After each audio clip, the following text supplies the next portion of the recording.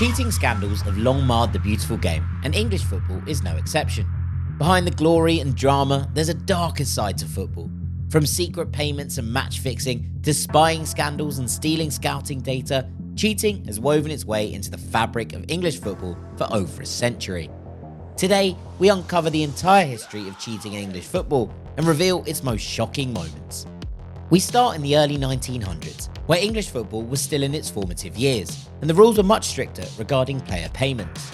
The Football League enforced a maximum wage and prohibited clubs from paying amateurs.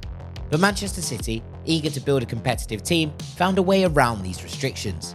The club was accused of making illicit payments to players registered as amateurs, effectively cheating the system to secure top talent. In 1905, these accusations came to light, leading to a full-blown scandal. Manchester City were found guilty of paying players like Billy Meredith under the table. Meredith, a star player, revealed that he had received illegal payments, implicating the club's officials. This revelation shook the football community, and the Football Association took swift action.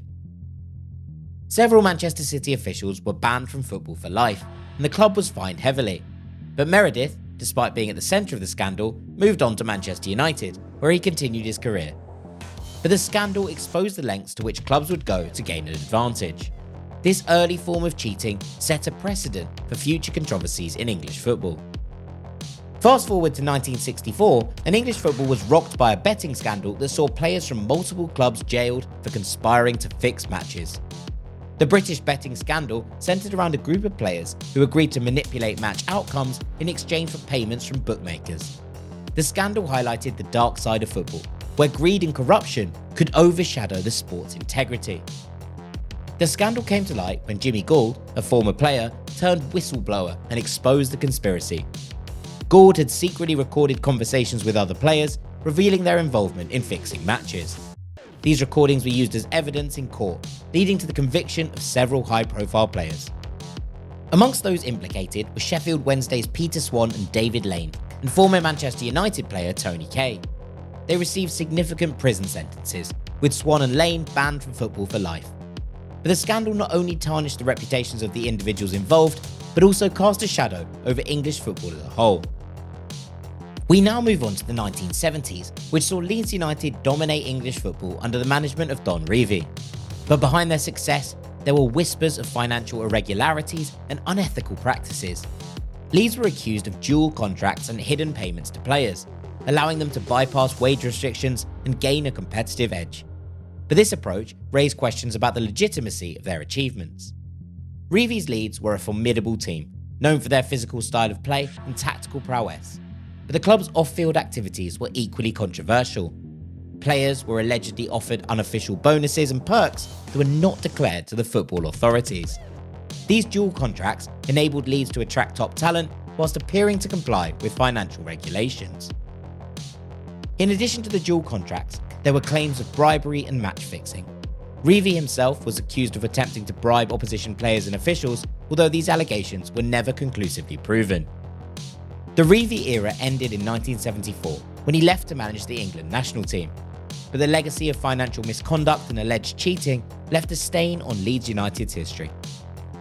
We skip forward to 1995, and the Bosman ruling revolutionised football by allowing players to move freely between clubs at the end of their contracts. But whilst it empowered players and increased competition, it also led to new forms of cheating. Clubs began manipulating contract negotiations to secure the best deals, often at the expense of transparency and fairness. Before Bosman, clubs held significant power over players, even after their contracts had expired. But the ruling shifted the balance, enabling players to negotiate with other clubs freely. This newfound freedom led to an increase in player transfers and wages, but it also opened the door to underhanded tactics. Agents and clubs began exploiting loopholes to gain an advantage in the transfer market. One common tactic was the use of pre-contract agreements, where clubs would secretly negotiate with players before their contracts expired. This practice, whilst legal, often involved clandestine meetings and undisclosed payments, creating an environment ripe for corruption. Additionally, some clubs manipulated contract terms to avoid paying transfer fees, further complicating the transfer process. Whilst the ruling was intended to promote fairness and mobility, it inadvertently led to new forms of cheating. Let's move on to Harry Redknapp. one of English football's most colourful and controversial managers, but he found himself embroiled in several scandals during his career. Redknapp was known for his wheeling and dealing in the transfer market, but allegations of receiving illegal payments, or bungs, during transfer dealings tarnished his reputation. The most notable scandal occurred in 2006, when Redknapp, then managing Portsmouth, was implicated in a BBC Panorama investigation. The programme alleged that Redknapp had received secret payments from agents in return for signing certain players. Redknapp denied the accusations, but the scandal raised serious questions about the integrity of transfer dealings in English football. But in 2012, Redknapp faced further scrutiny when he was charged with tax evasion related to a Monaco bank account. The account, allegedly used to receive bungs, was part of a broader investigation into corruption in football. Redknapp was acquitted of all charges, but the case highlighted the murky world of football finance. There was more financial cheating when in 2005, Chelsea found themselves at the centre of a high-profile tapping up scandal involving Ashley Cole, who was then contracted to Arsenal. Tapping up refers to the illegal approach of a player without the consent of their current club. The controversy erupted when it was revealed that Chelsea's manager, Jose Mourinho, and chief executive Peter Kenyon had met with Cole and his agent in a London hotel. The secret meeting was a clear breach of Premier League rules, which require clubs to seek permission from a player's current club before initiating contact. The revelation sparked outrage and led to an investigation by the Premier League. Chelsea were found guilty of tapping up, and they were fined £300,000, whilst Cole received a £100,000 fine, later reduced to £75,000 on appeal. Mourinho was also fined £75,000, highlighting the seriousness of the offence. The incident damaged Chelsea's reputation and strained their relationship with Arsenal, who felt betrayed by their London rivals. But the situation highlighted the lengths to which clubs would go to secure top talent, even if it meant breaking the rules.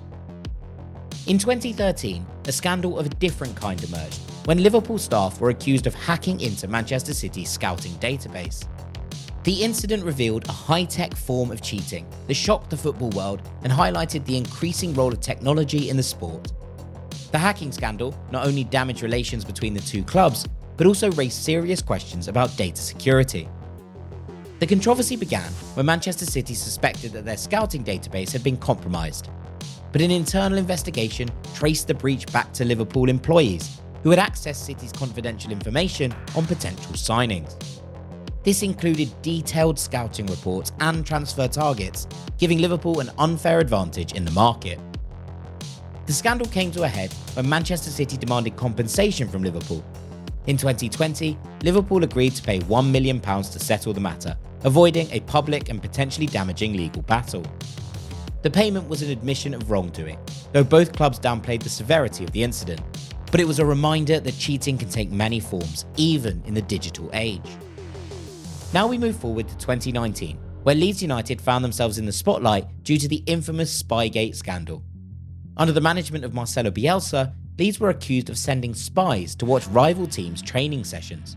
The scandal sparked a fierce debate about the ethics of gaining an advantage through espionage and led to significant repercussions for the club. But the controversy erupted when Derby County's manager, Frank Lampard, discovered a Leeds United employee observing a training session from a public footpath. Bielsa admitted that he had sent the spy and that Leeds had used similar tactics against other opponents. The admission caused an uproar, with many condemning the practice as unsportsmanlike. The English Football League launched an investigation and Leeds were fined £200,000 for breaching EFL regulations. But Bielsa, known for his meticulous approach to the game, defended his actions by arguing that the information gathered was available to everyone. But the incident tarnished Leeds' reputation and raised questions about the lengths the teams would go to gain an edge.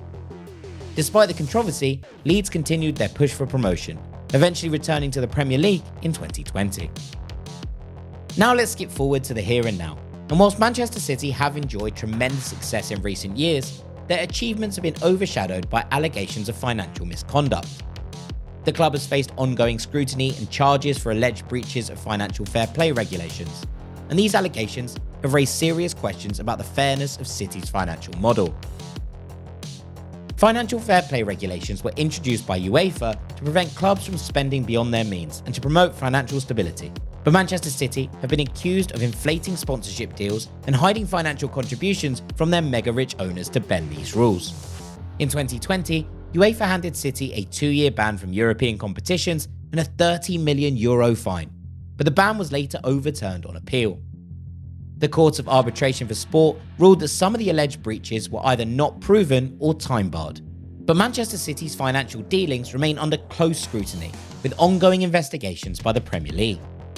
The Premier League has charged City with multiple alleged breaches of financial fair play regulations, and the outcome of this case could have significant implications for the club.